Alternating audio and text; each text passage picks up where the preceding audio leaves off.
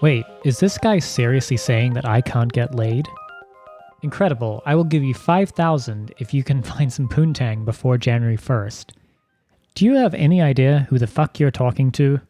When I got off Tinder because of the fucking quarantine, Tacoma wept.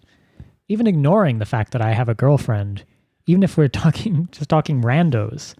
I'm 2 hours away right now from being inside someone else. I have 2 skills. It's non-monogamy and speaking publicly, okay?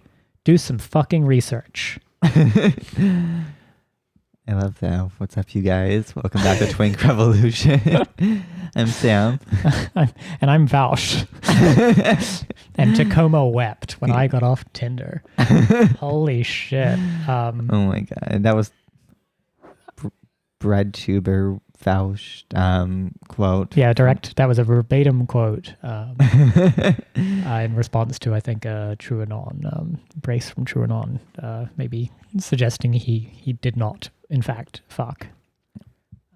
I think they're taking all of her talking points because we mention it all the time. And by we, I mean me. The fact that Vaush doesn't fuck? Or I just if they are, like, there's definitely some ethical concerns going on. Like, I feel so bad.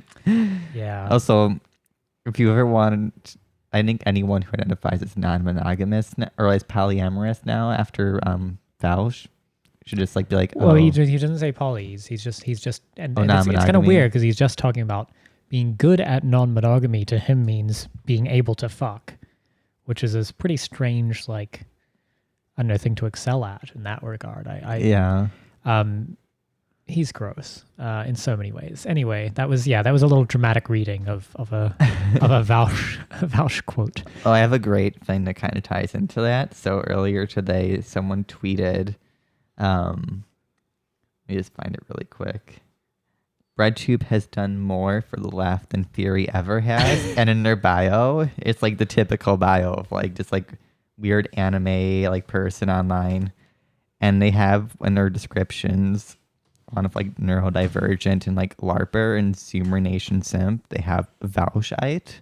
And I'm like, holy fuck, like I would call myself an anti-Vaushite. I think I'm not a big fan of libertarian mic screaming. I would just my dude. Wow, my dude. Are you? That's literally his entire fucking shtick. If I ever posted something like that, Gian just expect me to wake up in like the bath or be found in the bathtub with Kate Bush playing and my like arms just like bleeding in the bathtub because that's how it's gonna end.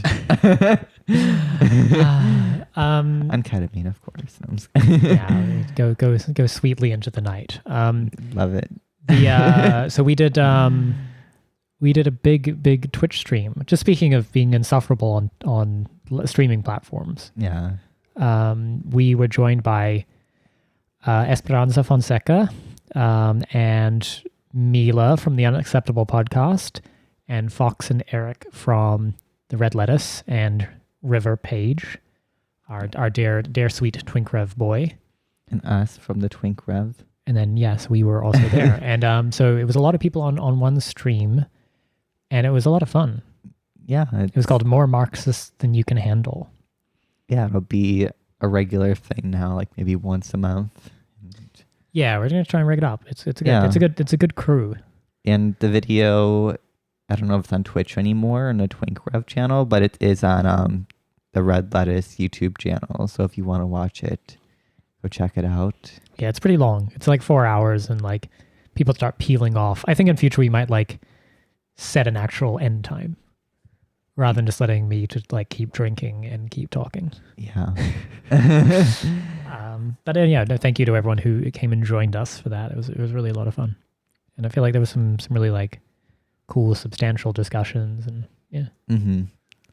And then yesterday we were special guests on the podcast Thot Topics. Well, you can't. Sorry, your lisp will just not let you ever say the name of this podcast.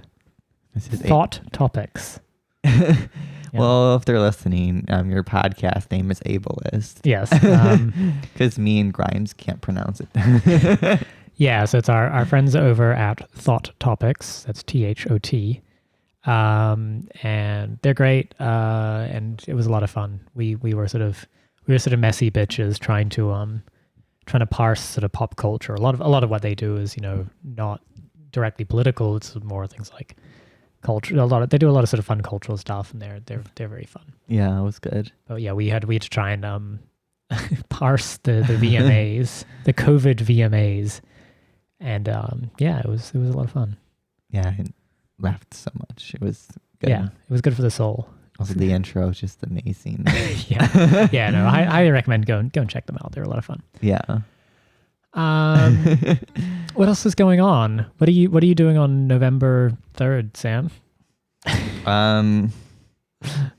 I'm going to the street party to celebrate Howie Hawkins' win for president. Perfect. Yeah, so you were the one who showed me this. Is that there's an election victory party in the Castro in San Francisco, the sort of famous gayborhood of ill repute in San Francisco. Yeah. There's an election victory party scheduled. Can I read it out? Please. Yeah, you should just read the invite. So their detail, it's called like Election Night Victory Party on Castro Street. And it says, you better work to get everyone you know registered into the polls or mail in our absentee ballot to elect Joe Biden president so we can rid the stain of the impeached one from our collective conscience. And when early returns come in after 8 p.m. on Tuesday, November 3rd, 2020, it is impossible for the incumbent to secure enough electoral college votes to be reelected. We will take to the streets to celebrate with like-minded Americans across the country, along with our foreign allies. And then they're like, join us on Castro Street for a black party or whatever to end one of the darkest chapters in American history. At this time, this is not an organized event with no planned speakers or amplified sound. Be respectful of any health protection orders in place. You should be staying home. It's COVID, bitch. No, I'm just our LGBTQIA, LMNOP, no, I'm just kidding, community and allied communities have been hit hardest by this fascist president. Wear your rainbow or patriotic attire, bring signs, noisemakers, flags, balloons, whatever. Let us join in the community to celebrate our survival and the dawn of a new day in America as we reset the moral compass with President-elect Joe Biden and our new Vice President-elect. So I remember Election Day 2016, where I was I'd been in Vegas, and I flew back that evening. Mm-hmm. So I think as I was waiting around the airport in Vegas, some of the electoral counts were starting to come in.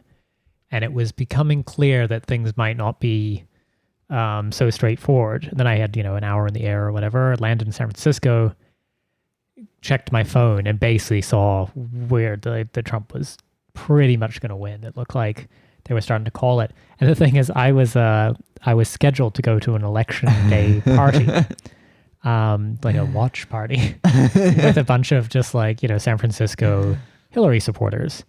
Friends of mine, lovely people, but I turned up and it must have been about 10 p.m. our time, and holy shit, it was just this stone-faced. Were they crying? No, just it was a lot of just sort of silent disbelief as they were watching CNN call state after state for Trump, and I was just like, oh shit. So anyway, I feel like if I were to turn up to the election day victory party in Castro, it could have some similar vibes. It's also interesting. They say that our LGBTQIA family have been the hardest hit. I'd like if you're gonna play that game. I mean, I don't know. Do you think that's true? No, especially these people who are like, oh, this dark time is over. All of you made so much money. You're all tech assholes in San Francisco who have probably great amounts of wealth under Trump. It's complete bullshit. Well, I'm also, just trying to think immigrant communities. Yeah, I would probably point to immigrant communities as having had a harder time. Or people in we're thinking outside the U.S. people in places like Bolivia or Syria.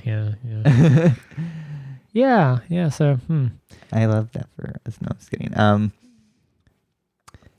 So we're going, right? We're gonna go, and we'll be the only ones there when he massively loses, and we're like, it's a party. We'll be shit faced. You know, have our giant American flag because USA. No, it's UKKK. I just feel like, I'm just so happy to see our beautiful democracy functioning. I love it. We have been asked this more seriously, and I shall put the question to you. I mean, do you think Biden's going to win? No. Okay, yeah, no, I haven't. I don't think. I'm watching the polling, and it's sort of the polling compared to even like Hillary in 2016 when everyone was preemptively declaring success. It's much worse. Oh yeah. So I think Trump's got it in the bag, and that's not good, but it's just like it just is. It's just a thing we have to contend with. It's okay.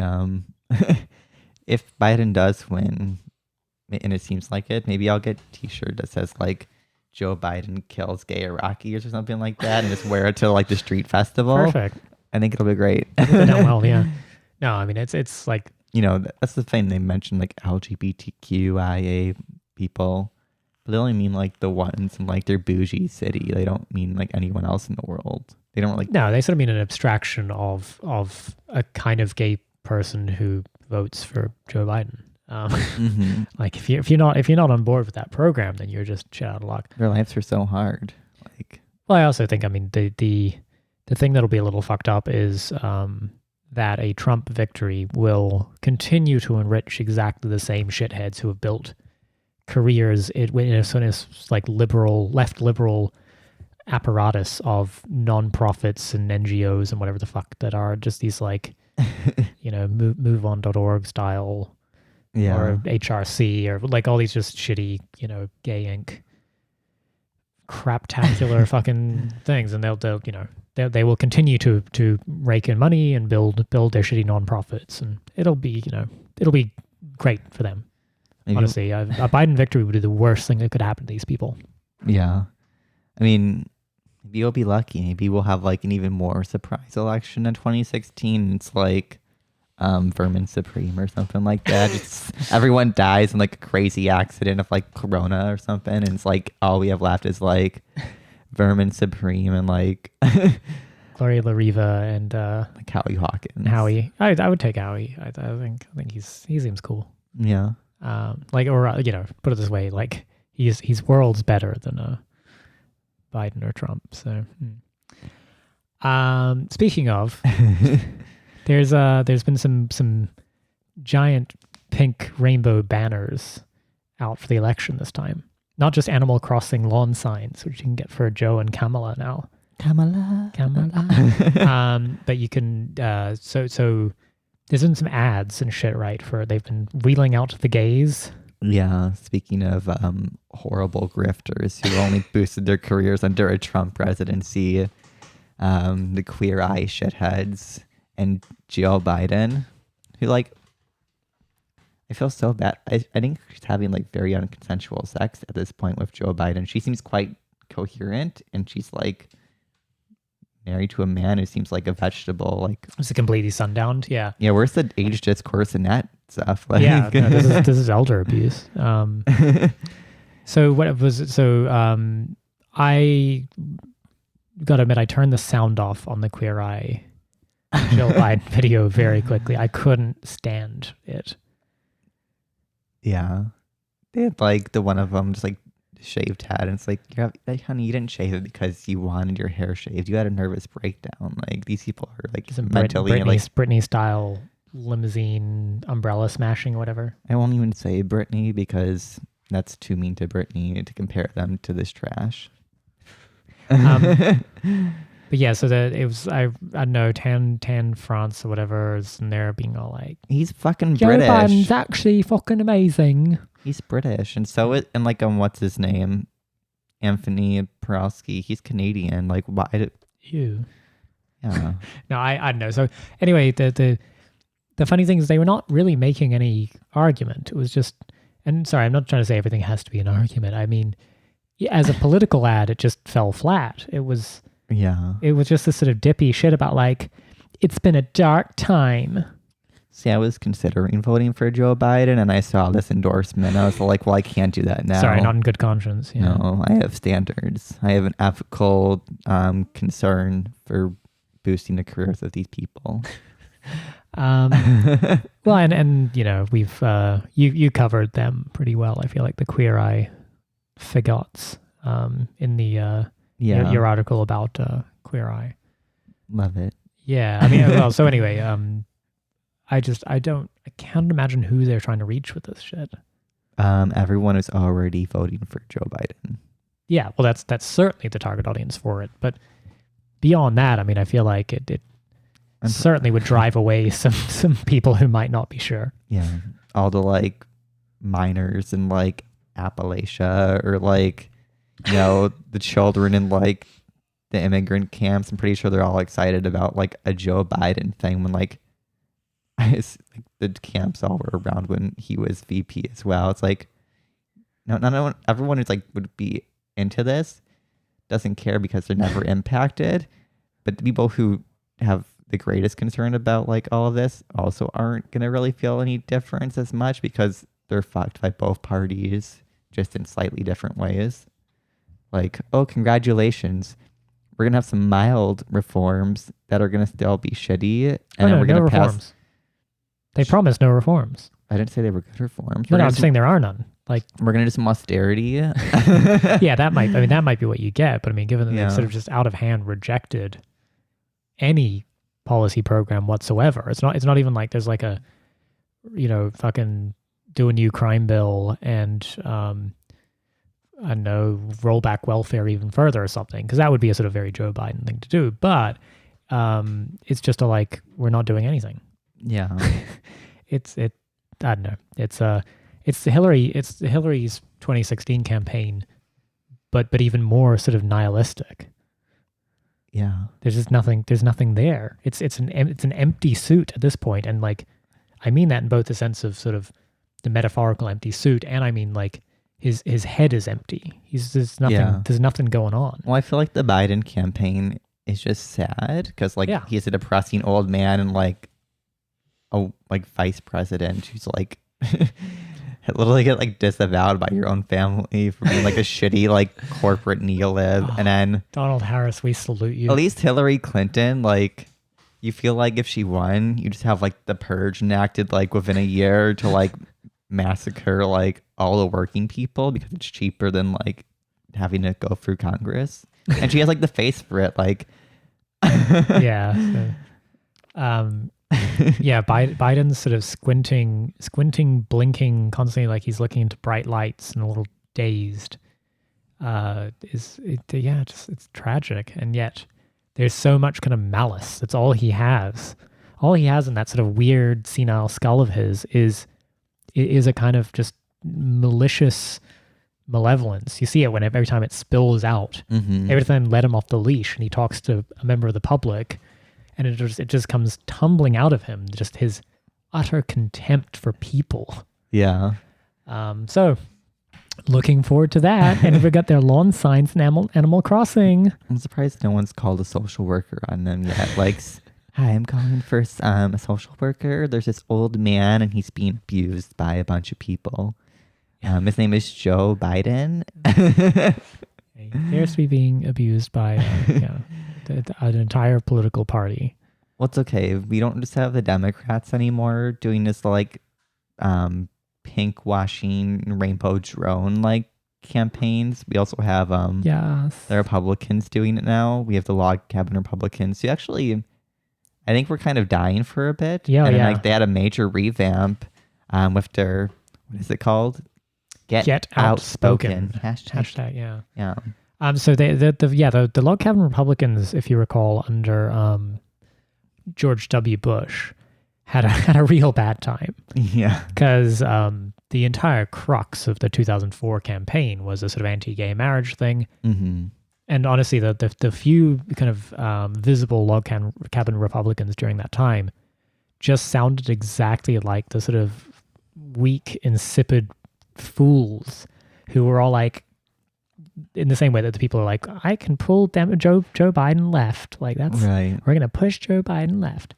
um, the few log cabin Republicans that were around and sort of not just keeping their heads down were in on that.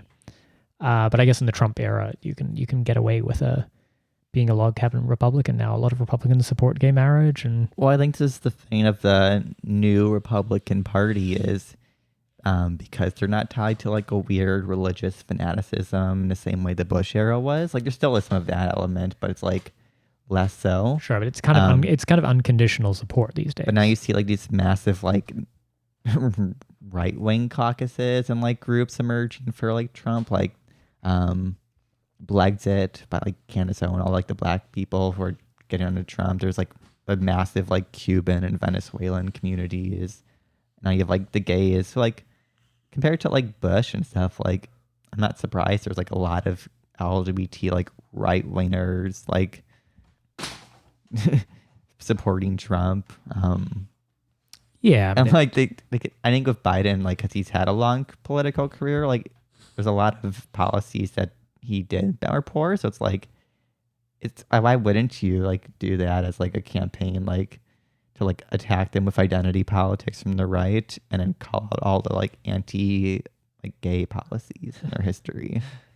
yeah, I'm The video's cringe as fuck, but like, yeah, it's a pretty classic attack ad, right? I mean, yeah. which whatever, sure. One of them in the campaign, he's like the son of like an NFL player, I think. Oh. And he's like, this is the gay face you just want to like slap the shit out of. Oh, like, really? Yeah. and he did it, and he basically called Black Lives Matter like the KKK with blackface. Holy shit. He's black as well. Yeah, well, sure. But I'm yeah. like, okay, like you could have. There's plenty of critiques of like the Black Lives Matter stuff, and I'm like going for the most nuanced critique there. and it's like Black Lives Matter is literally the KKK with blackface, and I won't stand it. That's how he talks. It's annoying as shit. Oh wait, is it that guy? Yeah. Oh, the one who's he's like, was he on TikTok or something, or like he? No, not him. No, you're thinking of the one that's part of TPUSA. Yeah. No, he's Oh, there's just more irritating yeah. gays. Okay, great. Love that for us. So, can we do a comparative attractiveness rating then?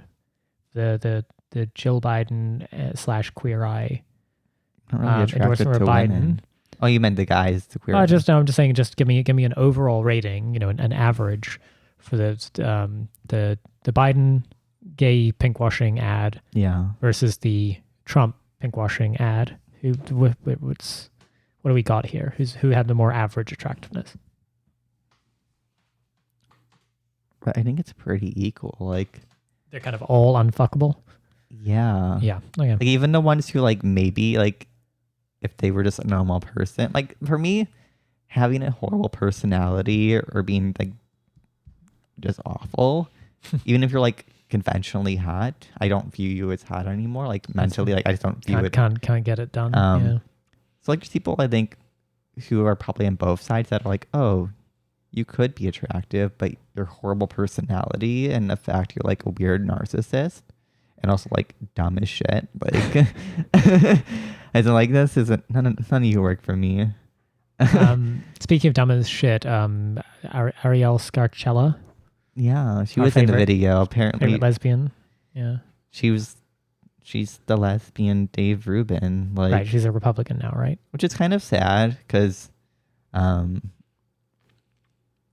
I know I reached out and I was like, oh, I know you're upset with the left. But like, oh, if you want to talk about like a real left that like doesn't buy into like all this crazy like identity politics, liberalism shit. And they were like, she liked it and stuff. And I was like, well, maybe she'll do it. I didn't think she was going to do it. But I'm like, but it's like, oh, you just went straight to the right wing. Like a Trump Republican because she's a liberal either way.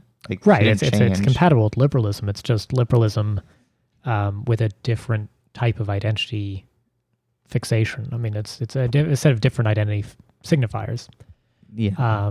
That's how all, nice. that's all our videos are now. It's like, oh, lesbians shooting guns with Republicans, or like why I should, or have this person who's a Trump supporter convince me why I should support Trump. And it's like if you're gonna really have like a crisis of like political orientation, I would assume you would actually want to explore all the other options versus just like going to like the other option that actually can keep you a floating economic career. Because like no one is a Marxist or like a real like socialist for money. There's no money in it. Like it's actually a career destroyer for most people. So like of course you're gonna go to like there's like Trump Republicanism where like especially if you're like a woman or a minority or gay, like there's so many opportunities. Like I have friends who are like really gained careers or knew people that gained careers by doing that and kind of like saying awful shit on live TV about like their families and they're like, and it's all, it's all fake. It's all like for like money and like power. Like, no, I mean, it's an age of a kind of precarity for anybody trying to find a start in the world. And, you know, I know there's much controversy about the idea of elite overproduction, but certainly if you are kind of a politically involved young person, then what you're sort of seeing is the heights, the lofty heights that all of this is reaching is like this sociopathic little fucking college Democrats, you know, ruining Alex Morse's career for an unpaid internship with his opponent. Yeah. Or she didn't talk about it all. She actually was silent on that, which I thought was like funny. Yeah, as a Democrat, but or it's I mean, as you say, the sorts of people who will be like, well, there's an opening here, and I can just be a sort of a token minority, and you can build yourself a little bit of a career, and provide a moment of material security by being a sort of a token minority that's willing to like break the rules. Well, it's like I think she actually retweeted this person's tweets on her Twitter because I check in on people like all the time because I like know what the world's doing, and it was like Brad Palumbo who I like had a slight crossover like working in the same org with him. Like literally his whole career. I think I got into a fight on Twitter with him. Yeah, we did. And there's a bunch of like weird right wing like furries arguing, but all he does is like shit on the gay community, which like is great, but not in a way that I find like intelligent. It's just being like family values and blah blah. It's like whatever the fuck that means. It's like, but he made a massive career. Like his following just shot up. He actually, I think we got in a fight online, and a bunch of like his supervisors, who like some of them I know, saw that he was like using his massive audience to like pile on. Yeah, and they made him like delete it and apologize. They made him. And you didn't even ask. No, I didn't want him to apologize because I think it's stupid. But like I was like, I think they saw it was a bad look. Sweaty. He was not representing his orgs well. The issue was also it's like I was a writer with the same org, and like I'm on like I've been on like panels and stuff with them. So it's like attacking one of like your senior people. It's like, that's not a good look. Yeah. But like, you know what I mean? Like he made a career out of that. And it's like, if I wanted to have lots of money and a media job, I'd become a right winger and just go on the news and be like, I'm sick of the gay agenda and I just want to be treated as a normal person. And I don't think we should have pride because there's too much sex. You see men kissing in public and children shouldn't see that. That was beautiful. We should shop that around. I think we could. Yeah. That was a good clip. If somebody wants to clip that out and send it over to That's how I get canceled. They're going to like cut this out of the podcast and be like, look what the Twink Rev said.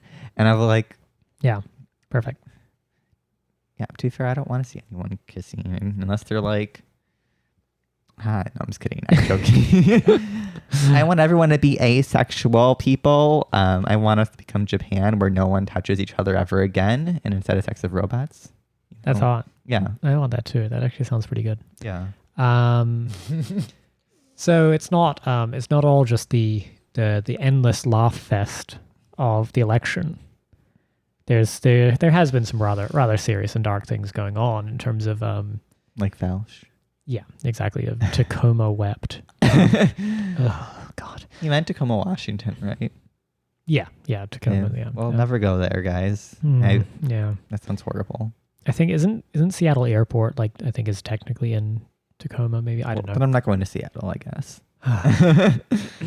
Well, Anyway, so the yes, there was a police involved shooting Mm-hmm. in Kenosha, Wisconsin, Yeah. kicking off a series of protests against police violence, and then a weird little LARPy loser Yeah. named Kyle Rittenhouse. Yeah, 17-year-old from like Illinois. Yeah, just decided to drive over there with his fucking like LARPy militia outfit on, and ended up shooting 2 people. He shot 3 and killed 2. Oh, thank you. Yeah. So anyway, clearly, raises some deep questions. I know we're a little late on this, but we haven't really done an episode in a while, so it's kind of worth saying something, which is like not good. I mean, it's still playing not out, good. so yeah. Not good. That's my nuanced take. Yeah, and I saw a lot of people trying to like justify it, and you see like some like politicians like siding with this person when it's like, why are you here? Like, why are you protecting some weird factory or like storefront that you have no connection to, and you left like your own state? And also, I'm pretty sure you can't be 17 and like open carry in Wisconsin. I could be wrong, so if I'm wrong, guys, let me know. But like, I don't think you should let 17-year-olds open carry in a city. Like, like that's just weird to me. But it does look very strange, the video footage, right, of just this like fucking child running around like with this gun that is about the size of him, swinging it around kind of wildly, and like he sort of waddles. He has a weird. He's not very good at walking. Yeah, parents, is this why you spank your children? Oh my God. And so he's now being sort of canonized as a martyr of the right. Yeah, he got arrested. Yeah, he's been charged with murder, I believe. And good. Yeah. So yeah, I mean, there's a lot of structural issues obviously to involve there, but I think the sort of the liberal impulse to simply pour or to use him as a symbol of all that is wrong is it's an understandable impulse, but it's unfortunately doing a lot of heavy lifting on a narrative that is unfolding elsewhere. Yeah. Like in Portland. Yeah. Which so in Portland, a long caravan of trucks and cars with like Trump flags and like American flags and stuff. A lot of pickup trucks with fat people in the back. Yeah, and they were like throwing shit at people, like, paintballing, and apparently like the Antifa and like Black Lives Matter protests going in there. 'Cause apparently they've been going every single day since like George Floyd. Yeah, downtown Portland is just like Thunderdome these days. It's just like you've just got like Antifa and Fa or anti-Antifa, if you prefer. Just kind of going at it every day, and it's just sort of these like weird street battles. And one of the people in that caravan ended up getting killed, allegedly from a person like of the like other side. Yeah, I don't really know. The full details didn't seem to be like released in the article, and I haven't looked at an updated version, but it sounds like scary. It's like both sides now are. Well, I also think it's important to say one side's doing far more than the other, and it's not the side that everyone's telling you is killing people. Like it's more like point of out. Like it's sort of like, oh, this is one of the few like people these like left lib people have actually killed, when like a lot of the right wing, it was a Patriot Prayer kind of guy. That was the one who was killed. Giant shitheads. Like these people who like. I still, I don't think this kind of killing is no, it's horrible. I think it's bad. It's bad. There's our nuanced take again. It's bad. I think why it's perhaps really bad is that a political protest movement that I regard as morally righteous but completely powerless. As in it is not equipped to take on a lot right now. And unfortunately, this sort of thing, even though it's an isolated killing done by one person, and who knows, it will invite a government crackdown.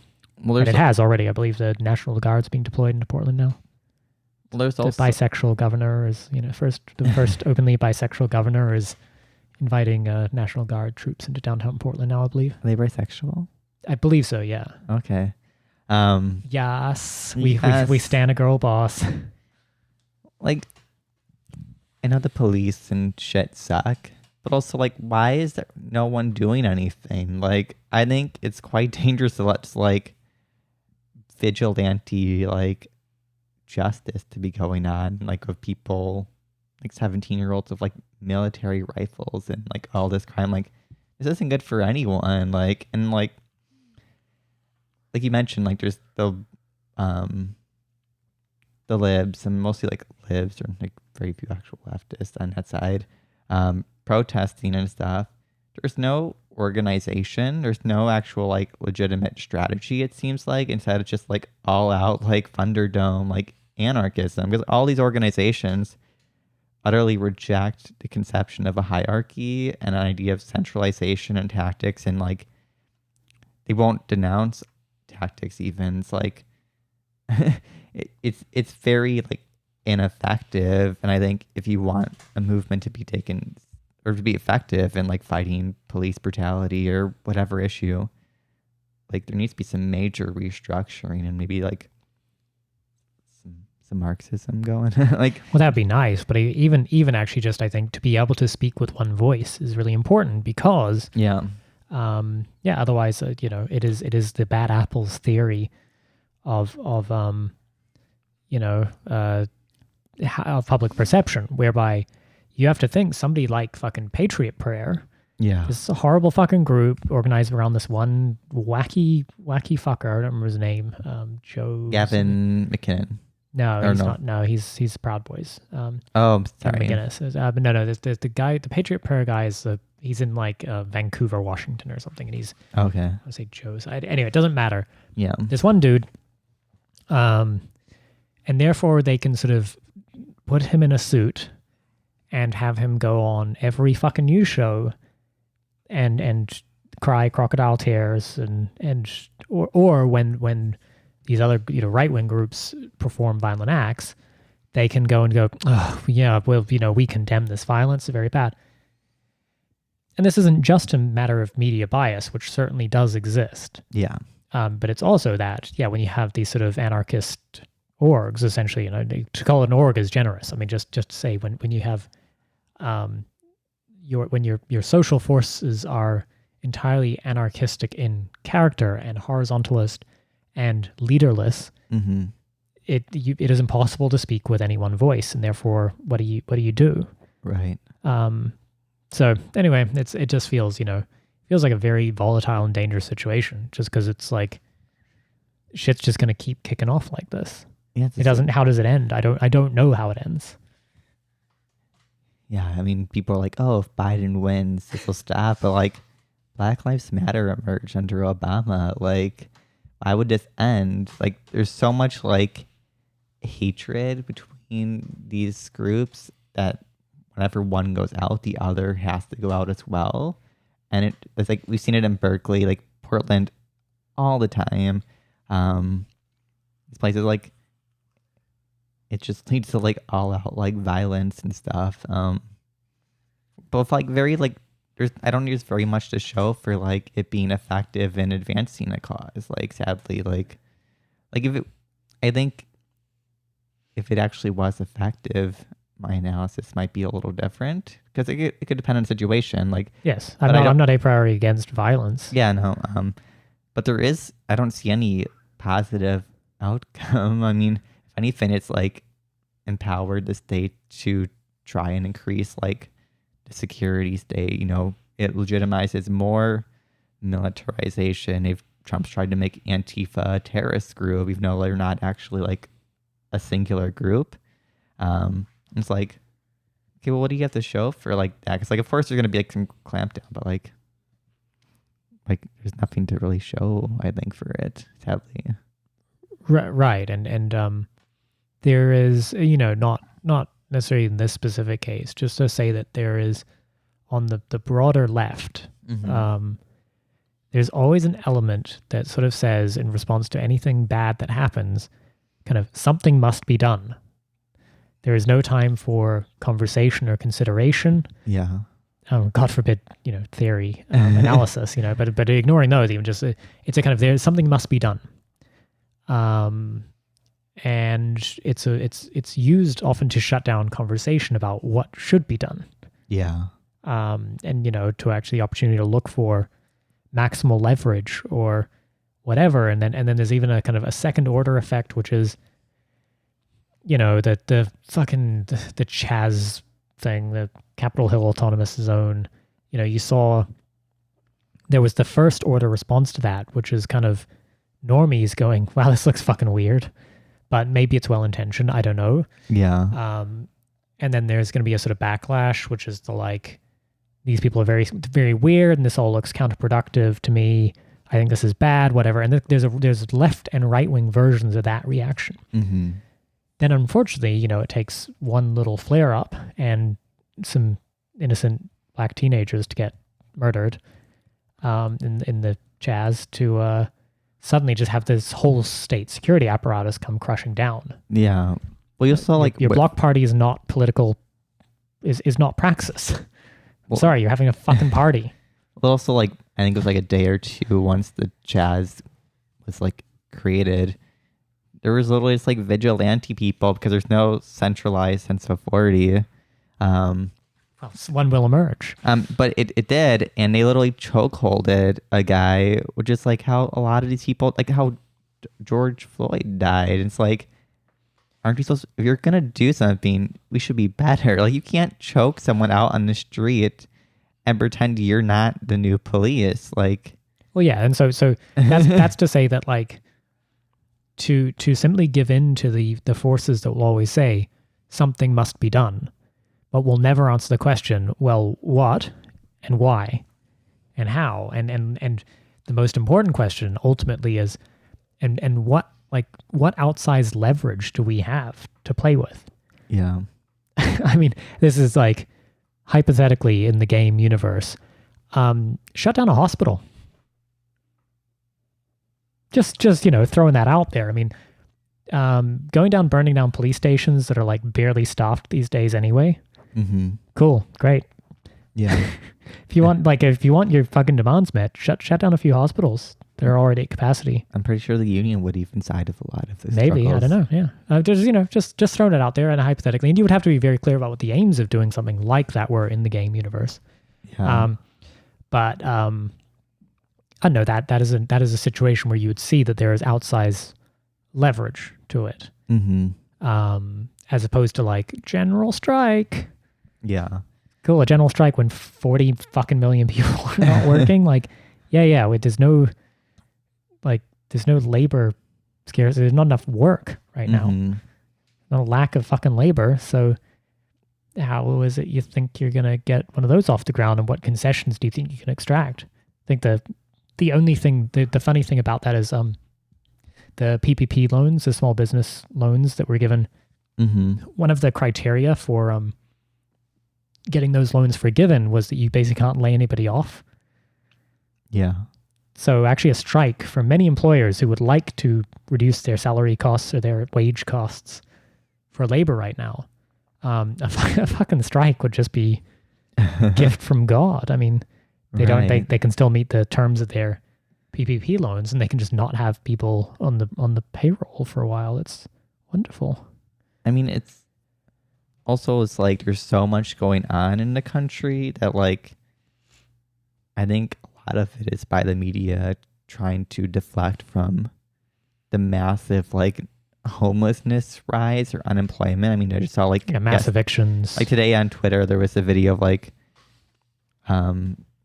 hundreds of people being like just kicked out of their homes because they can't pay rent, and like the policeman was knocking on them and telling them to leave, like they had to get out. And he was like, "Oh, I don't like it, but I have to do." I'm like, you have like one of the strongest unions in the country. You could literally stop. You could just be like, "No," and they're not going to get fired. So it's like, I mean, they're not going to, I don't think, because they're like tools for capital, but like they could, like if this person truly didn't want to do it, I'm pretty sure you could get the union to be like, "No, thank you." Like, well, and even things like tenants unions are going to be really struggling right now, but you you certainly could focus on, it's clearly an area of conflict right now. It's an area of tension because many people are not paying rents. Yeah. There are landlords who are going to be very close to default. There's actually a brinksmanship game you can play there. And it may be that you find in specific communities or specific housing, situations that there is outsized leverage. Yeah. You can weather less pain personally than the pain you can inflict on, say, a landlord or a property developer. Yeah. That's like find the soft spot and shove your fucking thumb in it. Yeah, there was a Push as hard video as you can. today of one of the landlords who had a person kicked out of his place, and it was like her and I think her children were kicked out. They didn't show them, but he was like, I told her to leave because she didn't pay rent, and she literally smashed all of the windows and threw paint everywhere and like broke the like shit. Trash the fucking place. And he's like screaming. He's like, if I see you, I'm gonna kill you. And he's like, I did everything for you. And it's like, you kicked her out of her house. Like, of course, somebody with children. Yeah. And then like, he gets really mad. He's like, I don't even have insurance. And I'm like, you're a landlord. Good. Like who feels bad for you? Like, you kicked out people during like one of the worst like economic recessions, and everyone's like struggling to survive. And you're like, I gave you everything. Like, no, you didn't. You kicked her out of the house. Well, and to be clear, this landlord is probably hurting personally, financially very hard. Good. And that's good. That's the leverage. Like, that's you this is your fucking moment. When you have a fucking bunch of landlords who are all flush with cash, essentially, and interest rates are super low and banks are just handing out money for free, basically, then you have very little leverage over landlords because they can stay solvent a lot longer than you can. Yeah. Whereas right now, the whole fucking credit system is under pressure. Banks are very skittish because they know what's happening. Yeah. And so landlords can't necessarily get access to easy credit. They are very reliant on making mortgage payments. They will find themselves in default. And so, suddenly, hey, presto, outsized leverage. Use that. Right. Thunder fucking dome with chuds is not outsized leverage. Yeah, you're not doing anything. Like, for one, like, most of the places, like, you're burning or shutting down, like, a lot of them are just, like, non-functioning businesses or retail areas now because everything's closed. And it's like, those aren't the areas you should be focusing your efforts. Like, focus on like the ports or like the hospitals or in the game, or like any other place that's like necessary for like making things work. Logistics networks in the game. If you've ever played like, I don't know, Transport Tycoon or SimCity, as I have, if I wanted to make a city really just not function very well, I would. Yeah. I might just, some of those vital transportation links might be where you'd focus your attention in SimCity. Post office, just everyone stop doing it. Like, how much people would lose their shit during Well, the libs, that's a sort of a cause now for the libs. Yeah, I know. Save the post office. That's always been a weird one. Like, I get it. Like, but like, I remember like when I was a libertarian, one of the people I knew, he was like, oh yeah, my girlfriend is like kind of free market, but like she's really into like the post office. And I was like, who the fuck's into to me that was weird. I'm like, that's all the faints be into. Like, why would it be the post office? Well, I would offer a slight defense of the post office. Only to no, say I think it's good, but I'm just like, it's a very weird one to like have like a strong personal feeling towards. Well, yeah, no, and the thing about the post office and why sort of leftists should be somewhat fond of it, is only that it costs the same to send a letter to the most rural backwater as it does to New York to San Francisco or literally your next door neighbor. And there's something kind of impressive about that in terms of it is because we subsidize the expensive routes using the cheaper ones, and that's cool. And yes, clearly it's yet another one of these sort of disaster capital situations where they forced a crisis in it in order to engage in austerity or privatization, which, of course, they do this for fucking everything. Every public service in the U.S. is constantly subject to this pressure. And I think it's worth pushing back against it, but it's not done by sloganeering. No, it has to be done by like political leverage. And like militant strategy. Stop voting for Joe Biden. So anyway, yeah, no, just a lot going on in the world, really. Yeah, it's okay. Twitter's been kind of funny the past few days. That's how I've been staying sane. I've been off Twitter, which is why I've been. You've been gardening still. Yes. Yeah. How's your garden doing? Wonderfully. Yeah. Yeah. The tomato plants are pretty big now. They're like, I know the biggest ones are probably like 1.5 feet tall. They're growing very fast, and they should start flowering very soon, which I'm pretty excited about. Yeah. Do you want to mention episode 69? Yeah, for sure. Yeah, so this is episode 65. Yeah, it is. And so we got a couple next week. It'll be 66 and 67. Mm-hmm. And then the week after, we'll have episode 68, followed quickly by episode 69, which will take us to the 1-year anniversary of Twink Revolution. Woo. Which it falls in early September, basically, or like mid-September. And so for episode 69, the end of season 1, we want to hear from you. So if you just send us a little voice clip of you. You can just use your voice memos on your phone, or record it however you want. And tell us something about Twink Revolution. Tell us what it means to you. Tell us what you love, what you hate. What you learned, what you didn't learn. Yeah, it doesn't have to be serious. It can be it can be whimsical. It can be serious. We don't really care. We just we want some voices of our adoring public. Send them in sometime next week, I would say. Yeah, if you can get those in in the next week, then we'll put some of our favorites in the show. Yes. Just send them to Gian, Gian, @twinkrev.com, and yeah, we'll get them. Awesome. All right, well, that's our show? episode. Yeah. All right. Thanks, guys. Bye. Bye.